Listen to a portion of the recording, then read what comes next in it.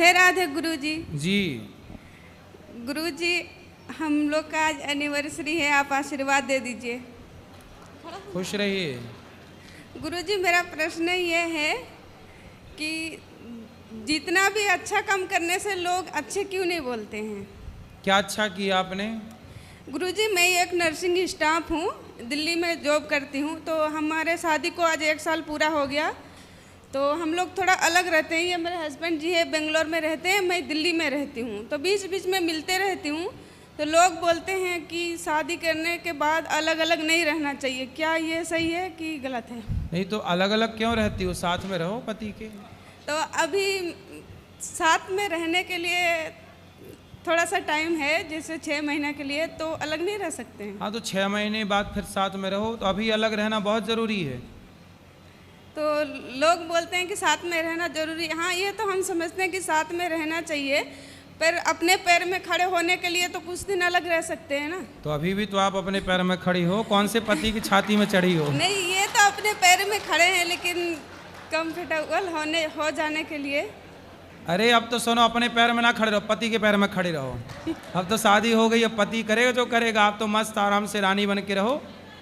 नहीं गुरुजी, जब हम कर रहे हैं, जब नहीं करते तो पति के भरोसे में ही रहते हैं। अब देखो, पति आपका झोला लिए खड़ा है बेचारा, हैं? आप काम करोगी, पति आपका झोला उठाएगा। पति काम नहीं करते। राधे राधे गुरुजी। जी बेंगलोर में सॉफ्टवेयर IFB कंपनी में सर्विसिंग कर रहा हूँ सर। सर्विसिंग कर रहे हो? जी सर। किसकी सर्विसिंग? वो गाड़ी, वो बाइक का पार्ट्स बन रहा है उधर। सुपरवाइजर हूँ सर। कितना कमाते हो? वो 25,000 सर। 25? जी सर। और आपकी पत्नी कितना कमाती है? वो 25 सर। मतलब 50,000 हो तुम दोनों? जी सर। ठीक है, 50-50 बात कराओ। ओके। जी गुरुजी। तो पति भी 25 कमाते हैं, आप भी 25? जी गुरुजी। अच्छा है, कमाओ और बढ़िया अपने लिए अच्छा घर बनाओ, अच्छे से रहो, खुश रहो। पति आप कल को आप ज़्यादा कमाने लग जाओगी तो पति को छोड़ तो नहीं दोगी? नहीं गुरुजी, नहीं छोड़ूंगी। हमें तो आपके पति की चिंता हो गई। नहीं गुरुजी, नहीं छोड़ूंगी। छोड़ने का होता तो शादी ही क्यों करती। हाँ, अच्छी समझदार हो आप, छोड़ मत देना, क्योंकि आज महिलाएं ज़्यादा कमाने लग जाती हैं ना, तो पति को सबसे पहले छोड़ती हैं। नहीं, पति को अगर छोड़ना होता तो शादी ही क्यों करती गुरुजी। हाँ, नहीं, भगवान करे आपकी ऐसी बुद्धि बनी रहे और पति ठीक है, अच्छा है आपका। राधे राधे गुरु जी राधे राधे, खुश रहो। राधे गुरुजी। जी जी, हमने एक संस्कृत का कोटेशन पढ़ा है, संस्कृत का कोटेशन पढ़ा है, उसमें लिखा है अहिंसा परमो धर्म। ठीक है। अगर कोई व्यक्ति ऐसा आता है जो हमारे फैमिली, हमारे दोस्त या हमारे जानने वाले की हिंसा करता है, उन्हें प्रताड़ित करता है, तो ऐसी सिचुएशन में हमें क्या करना चाहिए? उसके साथ अहिंसा करना चाहिए या हिंसा करना चाहिए? देखो, अर्जुन ने भी गांडीव उठा करके और गलत दुष्टों को मारा। कई बार पाप करने वाले को मार देना धर्म होता है। जैसे झांसी की रानी ने अंग्रेजों को मारा, तो उन अंग्रेजों को मारना ही धर्म था। शिवाजी ने मुगलों को मारा, महाराणा प्रताप ने मुगलों को मारा, उनको मारना ही धर्म था। ऐसे पापी को मार देना ही धर्म है। इसलिए जहाँ ज़रूरत पड़े तलवार की, वहाँ तलवार ज़रूर उठाना चाहिए। जहाँ ज़रूरत तलवार उठाने की है, यदि वहाँ आपने नहीं उठाया तो फिर वो पाप हो जाएगा। इसलिए जहाँ ज़रूरत तलवार उठाने की है, अवश्य उठाना चाहिए। हमारे हिंदुओं ने यही तो गलती की, सरकार के भरोसे रहते रहते तलवार चलाना छोड़ दी। भूल गए अब किसी से डंडा चलाना नहीं आता, तलवार की तो छोड़ो।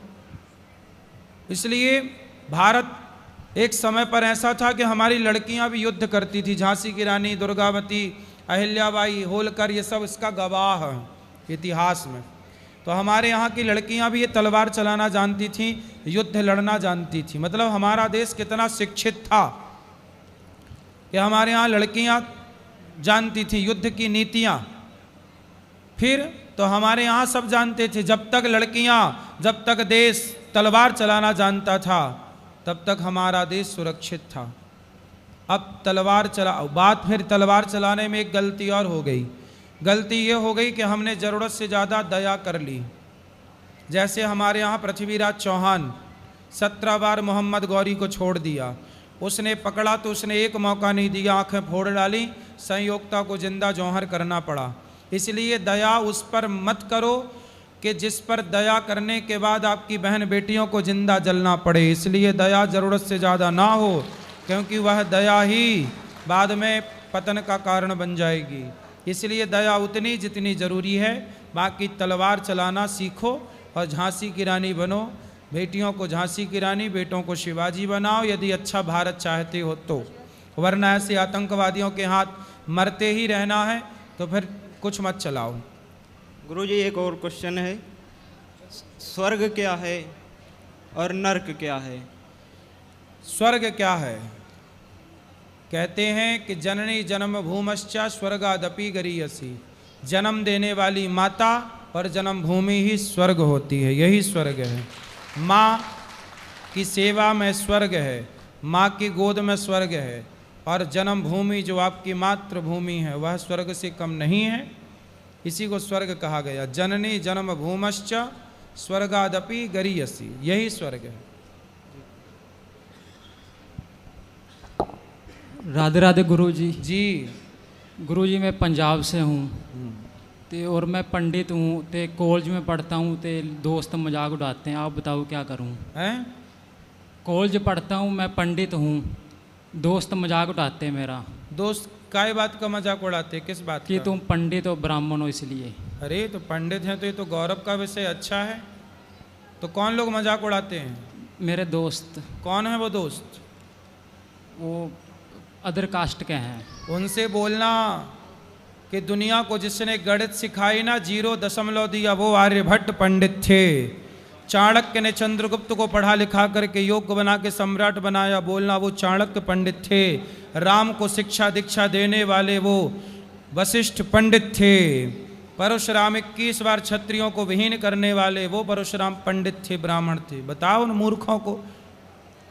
क्या करूं गुरुजी, इसलिए मन गलत जगह जाता है, मन करता है सुसाइड कर लूं। अरे राम राम, तुम मरने चले, काहे मरोगे?